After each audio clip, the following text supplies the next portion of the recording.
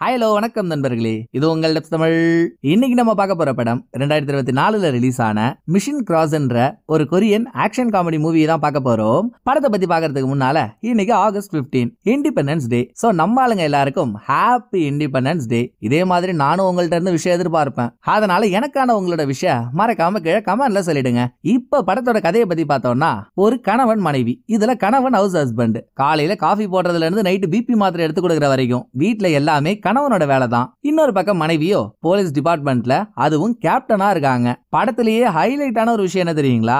என்னதான் இப்ப கணவர் வீட்டுக்கு அடங்கி ஹவுஸ் ஹஸ்பண்டா இருந்தாலும் இவருக்கு ஒரு கொடூரமான பாஸ்ட் லைஃப் இருக்கு. ஆனா அது என்ன லைஃப்ன்றது நம்மள மாதிரியே அவரோட மனைவிக்கும் தெரியாது. விதியின் விளையாட்டால மாத்தி மறந்து மாறி வாழ்ந்துட்டு இருந்த வாழ்க்கையை விட்டுட்டு கணவன் மறுபடியும் பாஸ்ட் லைஃப் சீன்ற மாதிரி ஒரு சிச்சுவேஷன் அமையுது. அதே டைம் தான் இது வரைக்கும் கணவனை பத்தின உண்மை தெரியாத மனைவிக்கும் உண்மை தெரியுது. சோ கணவனோட பாஸ்ட் லைஃப் என்ன, விட்டுட்டு வாழ்ந்துட்டு இருந்த அந்த வாழ்க்கைய மறுபடியும் கையில் எடுக்கிறதுக்கான காரணம் என்ன, அப்புறம் கணவனை பத்தின உண்மை தெரிஞ்சதும் கணவன் மனைவிக்குள்ள என்னென்ன கலவரம் நடக்குது, இத ஒரு ட்விஸ்டா இருந்தாலும் மொறையான ட்விஸ்டோட சொல்றது தாங்க படத்தோட கதை. வாங்கலாம் கணவன் மனைவியோட கண்ணாமூச்சி விளையாட்ட கதையா பாத்துருவோம். படத்தை ஓபன் பண்ணா காலங்காத்தால கால்ல சக்கரத்தை கட்டிக்கிட்டு அனல் பறக்க வீட்டு வேலை செய்யற படத்தோட ஹீரோவை காட்டுறாங்க. வீட்டு வேலையில A to Z ஹீரோ தான். ஹீரோவுக்கு மனைவின்னு ஒருத்தி இருக்கா. அவ போலீஸ் டிபார்ட்மெண்ட்ல கேப்டனா இருக்கா. நம்ம அவ பேரை ஹீரோயின் வச்சுப்போம். கிட்டத்தட்ட ஹீரோயினோட லைஃப்ல ஹீரோ ஒரு ஜாக்பாட் அடிச்ச மாதிரி தான். ஏன்னா எத்தனை பொண்ணுக்கு இப்படி அன்பான ஆதரவான அடக்கமான புருஷன் கிடைப்பான். இத நினைச்சு ஹீரோயின் ஒரு பக்கம் சந்தோஷப்பட்டாலும் இன்னொரு பக்கம் ஹீரோ பண்ற கூத்த நினைச்சு அப்பப்ப காண்டாகும். ஹீரோயின் தூங்கிட்டு இருக்கப்ப அவளுக்கே தெரியாம அவ பர்ஸ்ல இருந்து காசு ஆட்டியா போடுறது. அப்புறம் எறும்புக்கு எவ்வளவு பசிக்குமோ அவ்வளவுதானே எறும்பு சாப்பிடும். சோ ஹீரோயினால எவ்வளவு சாப்பிட முடியுமோ அவ்வளவுதான் சாப்பிடுவா.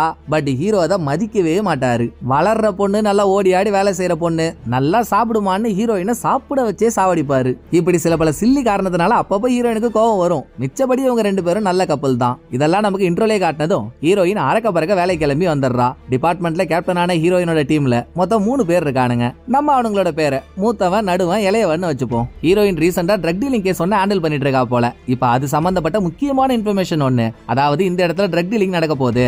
உடனே நீங்க அங்க போனீங்கன்னா கையும் களவுமா ட்ரக்கையும் ட்ரக்க கடத்துறவங்களையும் புடிச்சிடலாம் அப்படின்ற இன்ஃபர்மேஷன் ஹீரோயினுக்கு வரவே இத பத்தி தன்னோட சீஃப் கிட்ட தெளிவா எடுத்து சொன்ன ஹீரோயின் அடுத்து பேக்கப் டீமை கூட எதிர்பார்க்கல. வாங்கடா நம்மளே தனியா போய் தட்டி தூக்குவோம்னு இவளோட டீம் ஆளுங்க 3 பேரை மட்டும் கூட்டிக்கிட்டு டீலரோட இடத்துக்கு போறா.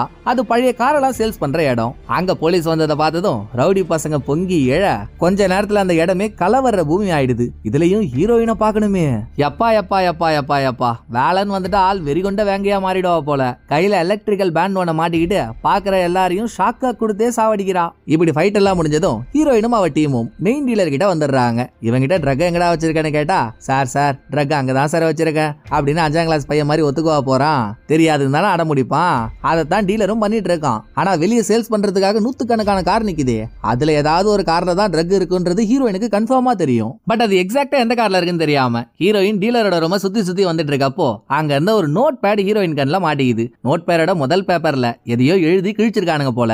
அதோட அச்சு 2வது பேப்பர்ல படிஞ்சிருக்கு. நேக்கா டீலருக்கே தெரியாம அவங்க கிட்ட பேச்ச கொடுத்துக்கிட்டு பென்சிலால அச்சு படிஞ்சிருக்க பேப்பர்ல ஹீரோயின் ஒரு ஷேடோவை போட்டதும் அதுல ஒரு நம்பர் தெரியுது. உடனே ஹீரோயின் இந்த பேப்பரை கழிச்சு இளையவங்கிட்ட கொடுத்து அது என்ன ஏதுன்னு பார்க்க சொல்றா. பேப்பர்ல தெரிய வந்திருக்கிறது ஒரு கார் நம்பர். நூத்துக்கணக்கான காருக்கு நடுவுல அந்த காரை தேடி கண்டுபிடிக்கிறாங்க. டிக்கியை திறந்தா ட்ரக் மொத்தமும் டிக்கியில தான் இருக்கு. அப்புறம் என்ன, அந்த கடத்தல் ஆசாமிகளுக்கு நலுங்க வச்சு ஹீரோயின் அவங்கள அரெஸ்ட் பண்ணிடுறா. அதோட அன்னைக்கு நைட்டு ஒரு கேஸ சால்வ் பண்ண குஷியில ஹீரோயினும் அவளோட டீமும் ஹீரோயினோட வீட்லயே குடிச்சு குமாலம் போட்டுட்டு இருக்காங்க. அப்ப மூத்தவனுக்கு கொஞ்சம் முதுகு வலி. ஹீரோ தான் அதுக்கான ட்ரீட்மெண்ட் கொடுத்துட்டு கூடவே கையில கட்டுற ரிஸ்ட் பேண்ட் ஒண்ணு அவனுக்கு கிஃப்டா கொடுக்கறாரு. ஐயய்ய இதெல்லாம் ஏன்பா எனக்கு அப்படின்னு மூத்தவன் கேட்டா, ஏண்டா வீணா போன ஓனா, நான் என்ன வானவில்லா உனக்கு கிஃப்ட் வாங்கி கொடுக்கறதுக்கு? அது என் பொண்டாட்டிடா, பாவம் அவளே கையில எலக்ட்ரிக்கல் பேண்ட் எல்லாம் வச்சுக்கிட்டு பயங்கர ரிஸ்க் எடுக்கிறா. இதை போட்டுக்கிட்டா அவ கை சேஃப்டியா இருக்கும்ல, அதான் உன்கிட்ட கொடுத்து அவகிட்ட கொடுக்க சொல்றேன் அப்படின்னு ஹீரோ சொன்னதும், ஏன்பா காதை சுத்தி மூக்க தொட்டுட்டு இருக்க, அவன் பொண்டாட்டி தானே, இதை நீயே போய் அவகிட்ட கொடுத்துடலாமே அப்படின்னு மூத்தவன் லாஜிக்கா தான் கேக்குறான். எனக்கும் ஆசைதான், ஆனா உனக்கு தெரியாதா, அவ என்னைக்கு நான் பேசுறத மதிச்சிருக்கா, இதை நானா எடுத்துட்டு போய் கொடுத்தேன்னு வையன், போய் உன் வேலையை பாருன்னு திரும்ப அதை ஏன் மூஞ்சிலே தூக்கி அடிப்பா. அதுக்குதான் உன்கிட்ட கொடுக்குறேன், நான் சொன்னதை மட்டும் கொஞ்சம் செய்யுங்களேன் சார்வால் அப்படின்னு ஹீரோ ரெக்வஸ்ட் பண்ணிட்டு இருக்கும் போதே இங்க சீனை கட் பண்றாங்க. இன்னொரு பக்கம் தொப்பி போட்ட ஒரு பொண்ணை காட்டுறாங்க. நைட் டைம்ல ரகசியமா ஒரு லாக்கர் கிட்ட போனவ லாக்கரை ஓபன் பண்ணி அதுல ஒரு பென்ட்ரைவ் வச்சதுக்கு அப்புறம் லாக்கர் இடத்தை விட்டு வெளியே வரா. அப்ப இவளை யாரோ ஃபாலோ பண்ணிட்டு வராங்க. நம்மள யாரோ ஃபாலோ பண்றாங்கன்றது இவளுக்குமே நல்லா தெரியுது. சோ அவங்கள்ட்ட இருந்து தப்பிக்கிறதுக்கு இந்த பொண்ணும் ஓடுறா ஒளியறா. ஆனா ஒரு பலனும் இல்ல. அப்படி இப்படின்னு ஒரு கட்டத்துல இந்த பொண்ணை புடிச்சிடுறானுங்க. இந்த பொண்ணு லாக்கர்ல ஒரு பென்ட்ரைவ் வச்சா இல்லையா, அதுல ஏதோ ஒரு அக்கவுண்ட் சம்பந்தப்பட்ட டீடைல் இருக்குன்னு நினைக்கிறேன். ஏன்னா இந்த பொண்ணை பிடிச்சி முட்டி போட வச்சிருக்கானுங்க. அந்த அக்கவுண்ட் டீடைல் எங்கடின்னு தான் கேக்குறானுங்க. பதிலுக்கு இந்த பொண்ணும் எந்த அக்கவுண்ட், ஓ நீங்க ஊழல் பண்ணி பணம் சேர்த்து வச்சிருக்கீங்களே அந்த அக்கவுண்டா, தோ அதை சொல்லிட்டு தான் மறுவேலை அப்படின்னு பேச்சாலேயே அவங்களை டைவர்ட் பண்ணவ இருக்கிற ரூஃப் பில்டிங்ல இருந்து ஜம்ப் பண்ணி இங்க இருந்து தப்பிச்சிடலாம்னு ட்ரை பண்றப்போ ஃபாலோ பண்ணிட்டு வந்தவனுங்க அந்த பொண்ணு உடம்புல 2-3 புல்லட் இறக்கிடுறானுங்க. சோ குண்டடி வாங்கின கையோட அந்த பொண்ணு கீழே குதிச்சு ஒரு காருக்கு மேல விழுந்துடுறா.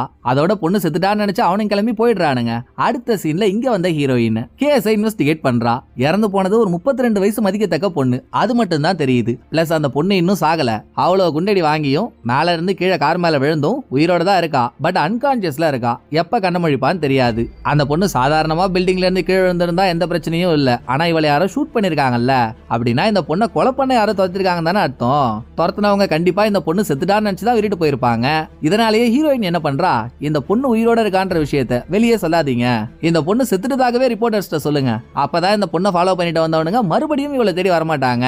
இந்த கேப்ல பொண்ணு யாருன்னு நம்ம கிண்டி கிழங்கு எடுத்துடலாம் அப்படின்னு ஹீரோயின் இவ ஆளுங்களுக்கு ஒரு ஆர்டரை போடுறா. அப்படியே இன்னொரு பக்கம் நைட் டைம்ல ஹீரோ ரோட்டு கடையில காய்கறி வாங்கிட்டு இருக்காரு. அப்போ வேற ஒரு பொண்ணை ஹீரோ கண்ணு முன்னாலேயே யாரோ சில பேர் துரத்திக்கிட்டு வரானுங்க. ஓடிட்டு இருந்த பொண்ணும் ஹீரோவும் நேரெதிரில பாத்துக்கிட்டதும் 2 பேரோட மூஞ்சிலையுமே ஒரே ரியாக்ஷன், நீயா நீயா நீயா நீயா நீங்களா நீங்களா நீங்களா நீங்களா அப்படின்னு. இருந்தாலும் 2 பேரும் வெளிப்படையா அதையும் காட்டிக்கல. அவ ஓடுற பிஸில இருந்ததுனால அங்க இருந்து ஓடிடுறா. ஒரு முட்டு சந்துக்குள்ள வச்சு துரத்திக்கிட்டு வந்தவனுங்களும் பொண்ணை புடிச்சிடுறானுங்க. அவ்வளவுதான், பொண்ணு சொல்லி முடிஞ்சுன்னு நம்ம நினைச்சிட்டு இருக்கப்பதான் திடீர்னு இருட்டுக்குள்ள இருந்து இடிய மீன் மாதிரி வந்த யாரோ ஒருத்தவங்க பொண்ணை துரத்திக்கிட்டு வந்த ஒரு ஆளையும் இருட்டுக்குள்ள இழுத்து கதம் பண்றாங்க. கொக்கா மக்கா அது யாரான்னு பார்த்தா நம்ம ஹீரோ. என்னடா இது, இவ்வளவு நேரமா ஆளு நாச்சத்து இல்லாத நாட்டு நாய் மாதிரி சொங்கி போயிருந்தாப்புல, இப்ப என்னடா ஊக்க மருந்து எடுத்த ஊட்டிடாக மாதிரி தெரிக்க விடுறாரு அப்படின்னு நம்ம ஷாக் ஆயிட்டு இருக்கும் போதே ஹீரோ எல்லாரையும் அடிச்சு ஓட விட்டுறாரு. நடந்த கலவரத்துல அந்த பொண்ணு கையில இருந்த சில ஃபைல்ஸ் கீழே விழுந்துருது. அதுல ஒன்னு எடுத்து ஹீரோ பார்த்தா இவ பிரெக்னண்டா இருக்கான்றது தெரியுது. இவங்க 2 பேரோட முதல் சந்திப்புல இவங்களோட ரியாக்ஷனை வச்சு இவங்க 2 பேருக்குள்ள ஏற்கனவே அறிமுகம் இருக்குன்றது நமக்கு தெரியுதே. ஆனா எந்த இடத்துல இவங்க அறிமுகமானாங்க, இதுக்கு முன்னால என்ன வேலை பார்த்தாங்கன்றதெல்லாம் தெரியல. ஒண்ணு மட்டும் உறுதி, ஹீரோவோட பாஸ்ட் லைஃப்ல அவர் ஒரு படு பயங்கரமான வேலையை பார்த்திருக்காரு. அப்ப ஹீரோவோட டீம்ல இந்த பொண்ணு இருந்திருக்கா. இதனாலேயே இவ பேரை நம்ம பார்ட்னர்னு வச்சுப்போம். பழைய வேலையை ஹீரோ விட்டு வந்து 6 வருஷத்துக்கு மேல ஆகுது. கடந்த 6 வருஷமா இவர் கூட வேலை பார்த்தவங்க போனவங்க வந்தவங்க யாரையும் ஹீரோ பார்க்கவும் இல்ல, பார்க்கணும்னு நினைச்சதும் இல்ல.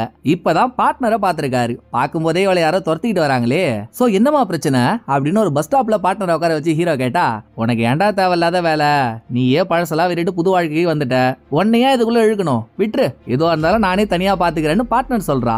அட நம்மளா ஒண்ணுக்குள்ள ஒண்ணு மண்ணுக்குள்ள மண்ணு, ஏதாவது ஒரு பிரச்சனைனா அப்படியே விட்டு போயிடுவானா, சொல்லுமா எதுவா இருந்தாலும் பாத்துக்கலாம் அப்படின்னு ஹீரோ திரும்ப திரும்ப கேட்டதும் அந்த டைம்ல இவங்க டீம்ல கிம்ன்ற ஒரு ஆள் வேலை பார்த்திருக்கான். ஹீரோ வேலையை விட்டு நின்னதுக்கு அப்புறம் கிம்மும் பார்ட்னரும் கல்யாணம் பண்ணிக்கிட்டாங்க. அதனாலதான் பார்ட்னர் இப்ப பிரெக்னன்ட் ஆகவும் இருக்கா. பட் கொஞ்ச நாளைக்கு முன்னால அந்த கிம்ம காணாமா. அவன் காணாம போனதுல இருந்து தான் பார்ட்னரை நிறைய பேர் துரத்துறது, டார்ச்சர் கொடுக்கறது இதெல்லாம் நடந்துட்டு இருக்கு. இத சொன்ன பார்ட்னர் இதுக்கு மேல எதையும் சொல்லி ஹீரோவை உள்ள இழுக்க வேணான்னு அதோட ஹீரோவுக்கு வாய போட்டுட்டு டாக்ஸியை பிடிச்சி கிளம்பிடுறா. இப்படி இங்க நடந்த எல்லாத்தையும் கொஞ்சம் தூரத்துல ஒரு பில்டிங்ல இருந்து ஹீரோயினோட டீமை சேர்ந்த நடுவனும் இளையவனும் பாத்துறாங்க. தூரத்துல இருந்து பாக்குறப்ப இவங்களுக்கு எப்படி தெரியும், ஹீரோ பார்ட்னரோட கையை பிடிச்சலாம் ஆறுதலா பேசிட்டு இருந்தாரு. அதை பார்த்துட்டு இவனுங்க ஹீரோ இன்னொரு பொண்ணு கூட அஃபேர்ல இருக்காருன்னு தப்பா நினைச்சுக்கிறானுங்க. அடுத்தவன் குடியை கெடுக்கிறதுல என்ன ஆர்வம், இத பார்த்ததும் கிடுகிடுன்னு ஸ்டேஷன் போனவங்க ஸ்டேஷன்ல கைதிகள் எல்லாம் விசாரிக்கிறதுக்கு இன்டர்வியூ ரூம்னு ஒண்ணு இருக்கும்ல, அந்த ரூமுக்கு மூத்தவனை உள்ள எடுத்துட்டு போயிட்டு இவனுங்க தூரத்துல இருந்து பார்த்த வீடியோல இவனுங்களே ஒரு ஆடியோவை போட்டு இதுதான் நடந்துச்சுன்னு மூத்தவங்க கிட்ட சொல்றாங்க. அங்க ஆக்சுவலா நடந்தது என்ன, ஹீரோ பார்ட்னரோட கையை பிடிச்சு என்னமா ஆச்சு, உனக்கு என்னமா பிரச்சனை அப்படின்னு நட்பு ரீதியா கேட்டிருப்பாரு. பட் இவனுங்களோ ஏங்க ஹீரோ என்ன பண்ணாரு தெரியுமாங்க, ஒரு பொண்ணோட கையை பிடிச்சிக்கிட்டு அன்பே ஆறு உயிரே, நம்மள பிரிக்க பஞ்சபூத சக்தியை முயற்சி பண்ணாலும் நம்மள யாராலையுமே பிரிக்க முடியாது, நம்ம 2 பேரும் கடைசி வரைக்கும் ஒன்னாதான் இருப்போம் அப்படின்னு ஹீரோ காதல் வசனம் பேசினதா சொல்லி கதையவே உல்டாவா திருப்பிடுறானுங்க. இதுல ஒரு பெரிய காமெடி என்ன தெரியுங்களா, இந்த மேட்ரு ஹீரோயினுக்கு தெரியக்கூடாதுன்னு சொல்லிதான் 3 பேரும் இன்டர்வியூ ரூம்ல உட்காந்து பேசிட்டு இருக்கானுங்க. ஆனா முழு நேரம் முட்டா பசங்க இன்டர்வியூ ரூம்ல மைக் ஆன்ல இருக்கிறதே தெரியாம இவனுங்க பேசிட்டு இருந்திருக்கானுங்க. சோ இவனுங்க பேசுற எல்லாத்தையும் இன்டர்வியூ ரூமுக்கு வெளியே இருந்த ஹீரோயின் கேட்டுறா. ஆனா ஹீரோயினுக்கு ஹீரோ மேல அவ்வளவு நம்பிக்கை இருக்கு, நம்ம புருஷன் நம்மள மீறி தப்பாலாம் நடந்துக்க மாட்டாருன்ட்டு. அதனால பொருளையை கிளப்பினவனுங்கள கண்ணாடிக்கு பக்கத்துல கூப்பிட்டு, ஏண்டா என் குடும்பம் நிம்மதியா ஒன்னா இருக்கிறது உங்களுக்கு பிடிக்கலையா, அதுல ஏன்டா குச்ச வச்சு கிண்ட பாக்குறீங்க, போங்கடா டேய் உருப்படியா வேலை ஏதாவது இருந்தா பாருங்கடா அப்படின்னு ஹீரோயின் இவங்களை மிரட்டி அனுப்பிட்டு வீட்டுக்கு வரா. வீட்டுல ஹீரோ அசந்து தூங்கிட்டு இருக்காரு. ஹீரோயினும் ஹீரோ பக்கத்திலே தூங்கிடுறா. பட் நட்ட நடு ராத்திரியில கண்ண முழிச்ச ஹீரோ இவரோட பாஸ்ட் வாழ்க்கையை ஞாபகப்படுத்துற மாதிரி ஹீரோ கிட்ட ஒரு பாக்ஸ் இருக்கு. அந்த பாக்ஸ ஓபன் பண்றாரு.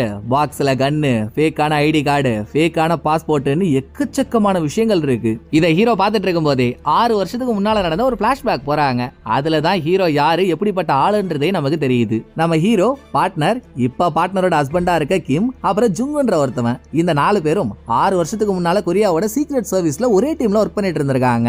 அப்ப ரஷ்யாவுல ஒரு ஆபரேஷன். ரஷ்யாவுல இருந்து நார்த் கொரியாவுக்கு இல்லீகல் வெப்பன்ஸ கப்பல்ல கடத்திட்டு போறாங்கன்னு சொல்லி அதை தடுக்கிறேன்னு சொல்லி ஹீரோவும் ஜுங்கும் ரஷ்யாவுக்கு போயிருக்காங்க. இன்னொரு பக்கம் பார்ட்னரும் கிம்மும் கொரியாவுல இருந்துகிட்டே ரஷ்யாவுக்கு போயிருக்க இவங்களுக்கு டெக்னிக்கல் சப்போர்ட் கொடுத்துட்டு இருக்காங்க. பொதுவா சீக்ரெட் சர்வீஸ் ஆளுங்க ஒரு ஆபரேஷன் ஆரம்பிக்கிறப்போ நான் இதை பண்ண போறேன்றதை இவங்களோட தலைமைக்கு தகவல் கொடுத்ததுக்கு அப்புறம் தான் ஆரம்பிக்கணும். ஆனா மிஷின்ல இறங்கின ஹீரோ இந்த ரூலை துளி கூட மதிக்கல. ஏன்னா இந்த சீக்ரெட் சர்வீஸ்லயே ஏதோ ஒரு கருப்பாடு இருக்குன்னு ஹீரோவுக்கு ஒரு டவுட். எங்க நம்ம ஆபரேஷன் ஆரம்பிக்க போறோம்னு சொல்லி அதை கருப்பாடு கேட்டு எங்க சம்பந்தப்பட்ட எதிராளிகள்ட்டே சொல்லி அவங்கள உசார் பண்ணிட போறாங்க அப்படின்னு யாருகிட்டயுமே எதுவும் சொல்லாம ஹீரோ ஆபரேஷன் ஆரம்பிச்சிடுறாரு. கப்பல்ல கண்ணில் படுற காக்ரோச் எல்லாம் சைலண்டா போட்டு தள்ளிட்டு ஒரு பக்கம் ஜுங் கப்பலோட நேவிகேஷன் ரூமுக்கு போறான். இன்னொரு பக்கம் ஹீரோ கப்பலோட பவர் ஜெனரேட்டர் ரூமுக்கு போய் கப்பலோட பவர் ஆஃப் பண்றதுக்கு அங்க இவர் EMPன்ற ஒரு டிவைஸ் செட் பண்ணிட்டு இருக்காரு. இந்த பக்கம் ஜுங் நேவிகேஷன் ரூமுக்குள்ள போனா இல்லையா, அங்க கப்பல் எந்த லொகேஷனுக்கு போக போகுதுன்னு செட் பண்ணி வச்சிருக்க மேப்பை பார்த்ததுக்கு அப்புறம் இவனுக்கு ஒரு ட்விஸ்ட்.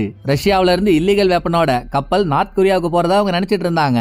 ஆனா இந்த மேப்லயோ கப்பல் நார்த் கொரியாவுக்கு போற மாதிரி இல்ல, இவங்களோட ஊரான சவுத் கொரியாவுக்கு தான் வெப்பன் டெலிவரி ஆகுற மாதிரி தெரியுது. இத ஜுங் ஹீரோ கிட்ட சொல்லியும் சரிடா அதான் கப்பலோட பவரையே ஆஃப் பண்ண போறேன்ல, நம்மள மீறி எப்படி அவனுங்க போவானுங்க, நீ சட்டு போட்டு நீங்க இருந்து தப்பிக்கிற வழியை பாரு, நான் பவர் ஆஃப் பண்ணிடுறேன் அப்படின்னு சொல்லி ஹீரோ பவர் ஆஃப் பண்ணிடுறாரு. இருட்டுக்கு நடுவுல தப்பிக்கிறதுக்கு ஜுங்கும் ஹீரோவும் தனித்தனியா பிரிஞ்சு ஓடிட்டு இருக்கப்போ எதிர்பாராத விதமா எதிராளிங்க 2 பேரையுமே பிடிச்சிடுறாங்க. ஹீரோவை சேர்ல கட்டி போட்டு வச்சு மூஞ்ச பஞ்சர் ஆகிட்டு இவங்க திரும்ப கப்பலுக்கு பவர் எடுத்துட்டு வரணும்னா ஹீரோ EMP டிவைஸ் செட் பண்ணிருக்காரு இல்ல, அதுல பாஸ்வேர்டை போடணும். சோ பாஸ்வேர்டை சொல்றான்னு ஹீரோவை கேட்டா ஹீரோ வாயில இருந்து வாந்தி வந்தாலும் வருமே தவிர்த்து வார்த்தை வர மாட்டேங்குது. ஓ அப்படியா, இப்ப எப்படி உங்ககிட்ட உண்மையா வர வைக்கிறேன் பாரு அப்படின்னு எனிமீஸ் ஹீரோ கூடவே ஜுங்குன்ற ஒருத்தன் வந்தானே அவனை ஆசிட் டேங்குக்குள்ள போட போறானுங்க. நம்ம செத்தாலும் பரவாயில்ல, நம்மள நம்பி வந்தவன் நம்மால சாக கூடாதுன்னு அவனை சாகடிக்க போறாங்கன்னு தெரிஞ்சதுமே ஹீரோ EMP டிவைஸோட பாஸ்வேர்டை சொல்லிடுறாரு. அப்படி இருந்தும் எதிராளிங்க ஜுங்க ஆசிட் டேங்குக்குள்ள போட்டுறானுங்க. ஜுங்கோட கதை காலி. இங்க சீனை கட் பண்ணா ஹீரோ எப்படியோ தப்பிச்சு கொரியாவுக்கு வந்துடுறாரு.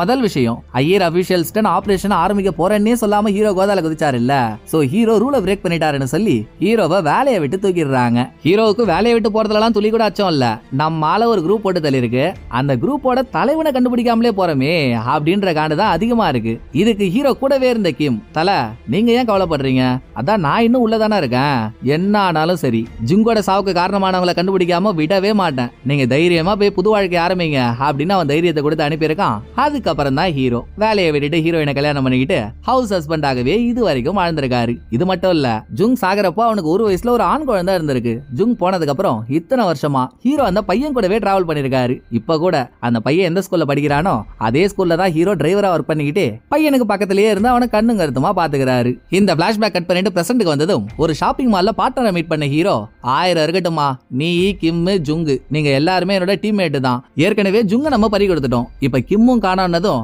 அதை பாத்துக்கிட்டு சும்மா இருக்கால் நான் கிடையாது, வா நம்ம 2 பேரும் சேர்ந்தே கிம்மை தேடுவோம் அப்படின்னு ஹீரோ பார்ட்னரோட சேர்ந்து அவ வீட்டுக்கு போறாரு.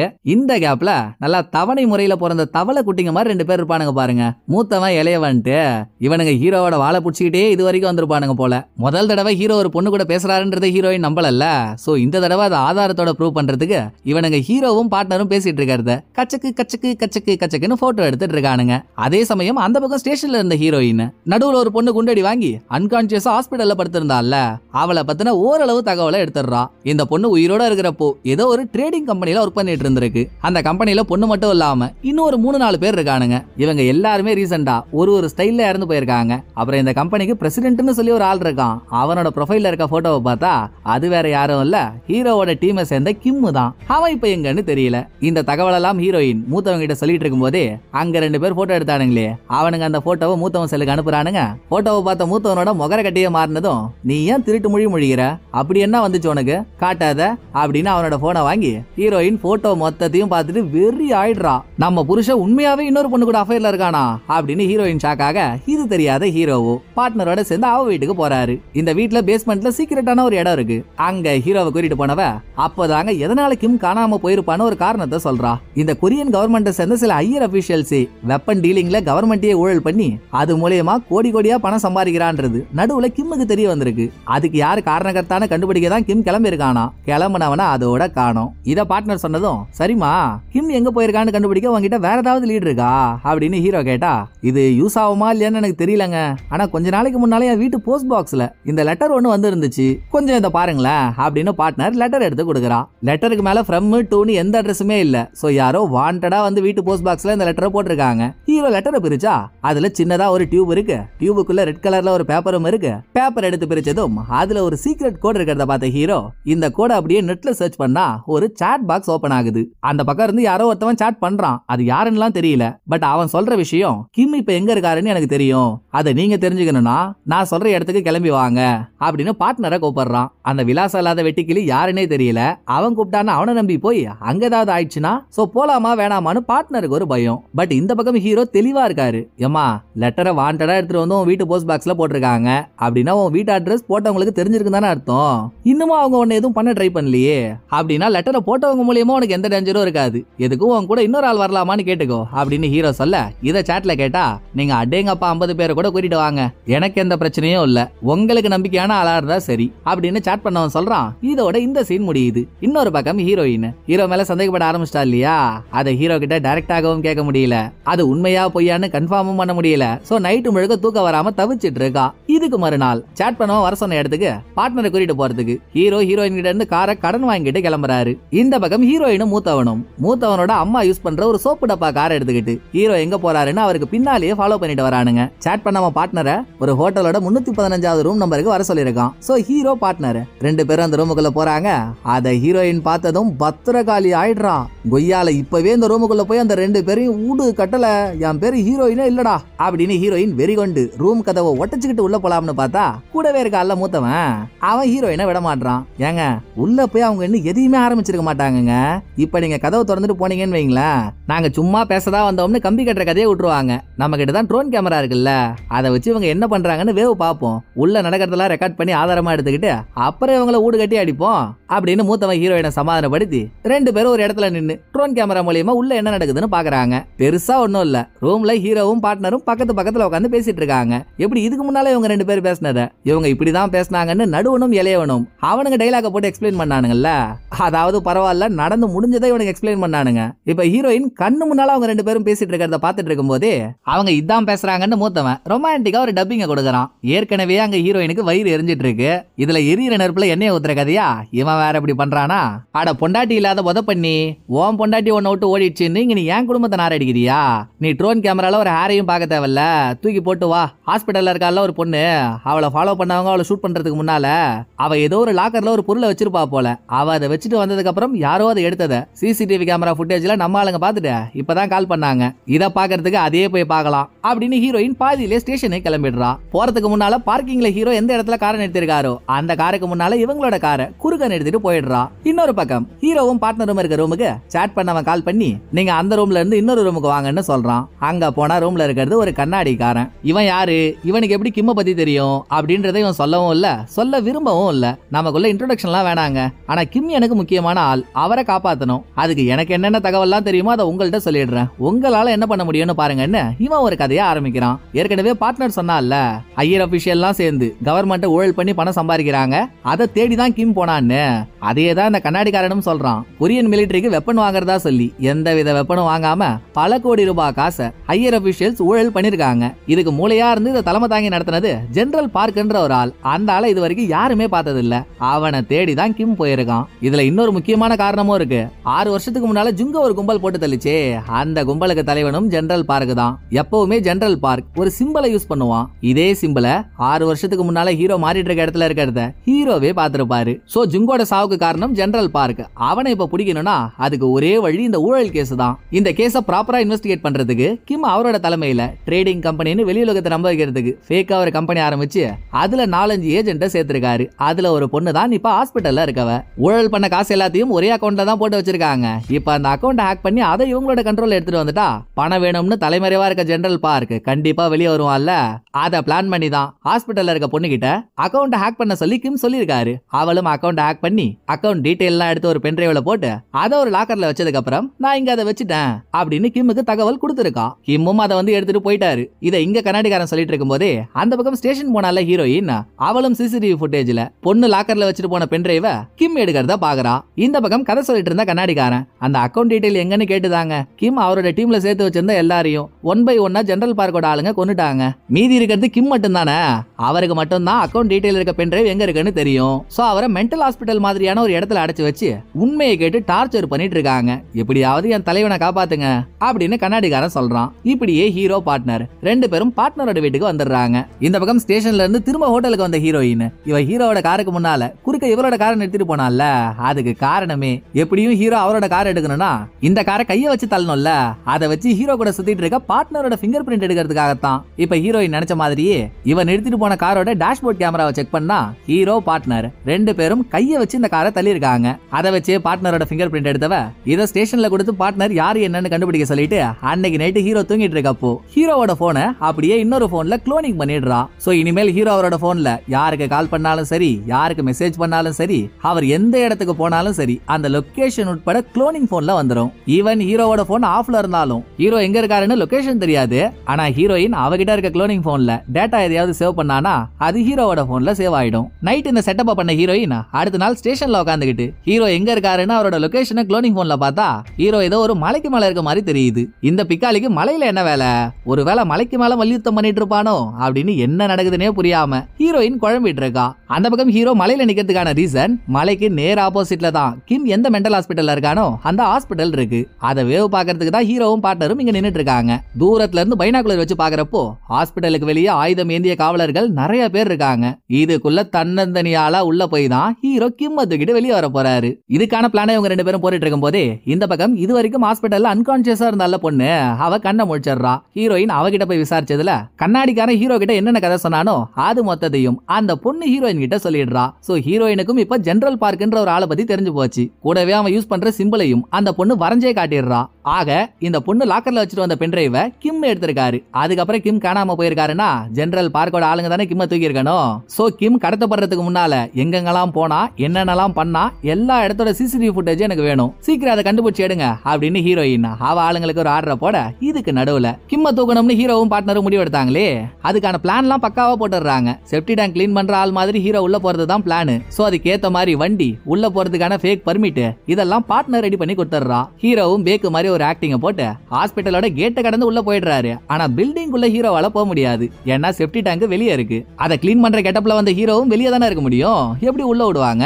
சோ பிளான் போடும்போதே எப்படிரா கேட்டை தாண்டி பில்டிங் உள்ள போவன்னு பார்ட்னர் கேட்டிருக்கா. அப்பவே ஹீரோ இவரோட ஐடியாவையும் சொல்லியிருக்காரு. வெளியாளுங்களால தானே உள்ள போக முடியாது.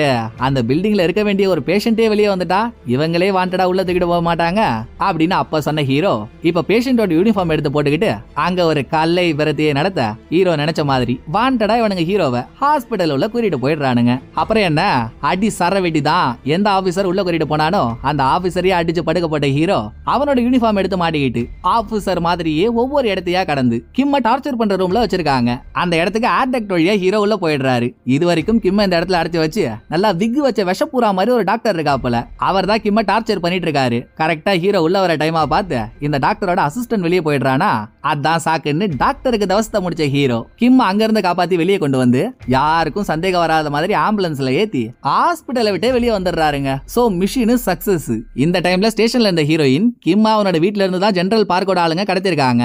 அந்த இடத்தோட சிசிடிவி ஃபுட்டேஜ கண்டுபிடிச்சிடுறா. ஜெனரல் பார்க்கோட ஆளுங்க கிம்ம கார்ல ஏத்திட்டு அங்க இருந்து கிளம்புறானுங்க. பட் எல்லாரும் போனதுக்கு அப்புறம் கிம் வீட்டோட சைடுல இருந்து ஏதோ ஒரு உருவம் வெளியே வர மாதிரியே ஹீரோயினுக்கு தெரியுது. யாரா அது, கொஞ்சம் ஜூம் பண்ணுங்கடா அப்படின்னு ஹீரோயின் சொல்லிட்டு இருக்கும் போதே இந்த பக்கம் ஹாஸ்பிட்டல்ல இருந்த கிம் தப்பிச்சிட்டான்ற விஷயம் வெளியே தெரிஞ்சதும் இது வரைக்கும் தலைமறைவா இருந்த ஜெனரல் பார்க் இப்ப வெளியே வர போறதா ஜெனரல் பார்க்கோட பிஏ மிலிட்டரி அபிஷியல் கிட்ட பேசிட்டு இருக்கான். 4 காரு சுத்தி 40 பேருன்னு பயங்கர தோரணையோட ஜெனரல் பார்க்கோட கார் வந்துட்டு இருக்கு. நான் இன்ட்ரோடக்ஷன்லயே சொன்ன பாத்தீங்களா ஒரு ட்விஸ்டா இருந்தாலும் முறையான ட்விஸ்ட் வச்சிருக்காங்கன்ட்டு.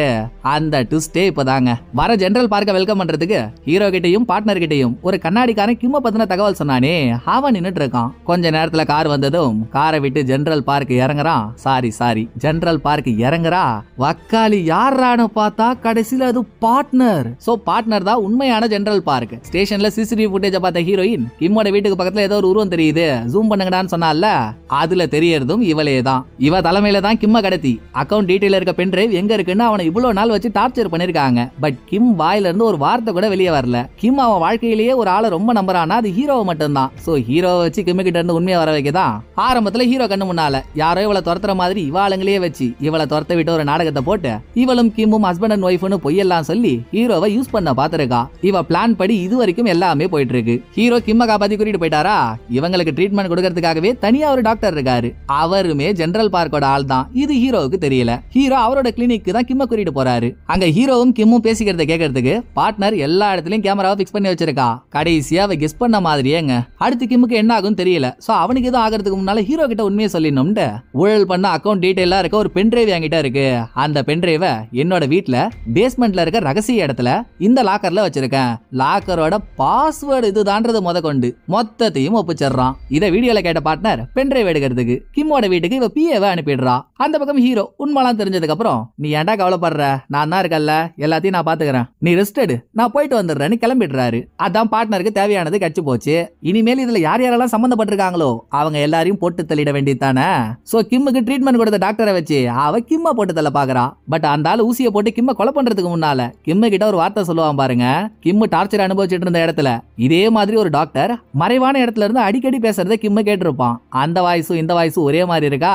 அட எறும்பு மேஞ்ச எட்னாம இருக்கு, அப்ப நீயும் ஜெனரல் பார்க்கோட ஆள் தானா அப்படின்னு கிம் உசாராகி தற்சமயத்துக்கு டாக்டர் அடிச்சு போட்டுட்டு ஹீரோவுக்கு போனை போட்டு ஹீரோவையும் ஜெனரல் பார்க்கோட ஆள்னு நினைச்சுக்கிட்டு ஹீரோ கிட்ட கத்துறான். டேய் டேய் டேய், நான் உன் நண்பன்டா, என்னடா என்கிட்ட இந்த மாதிரி எல்லாம் பேசிட்டு இருக்க, நானும் உன் பொண்டாட்டி பார்ட்னரும் சேர்ந்து உன்னை காப்பாத்த எவ்வளவு கஷ்டப்பட்டேன் தெரியுமா அப்படின்னு ஹீரோ சொன்னதும் தான் நமக்கு தெரிஞ்ச ட்விஸ்ட் இப்ப ஹீரோவுக்கு தெரியுது. எது பொண்டாட்டியா, அதுவும் பார்ட்னரா? என்னங்க நீங்க விளையாடுறீங்க, நீங்க வேலையை விட்டு போனதுக்கு அப்புறம் நான் பார்ட்னரை பார்க்கவே இல்லையே, அவளுமே வேலையை விட்டு போயிட்டா, அவளை என் பொண்டாட்டின்னு சொல்றீங்க இப்படின்னு கிம் சொன்னதும் அப்பதான் ஹீரோவுக்கு விளங்குது.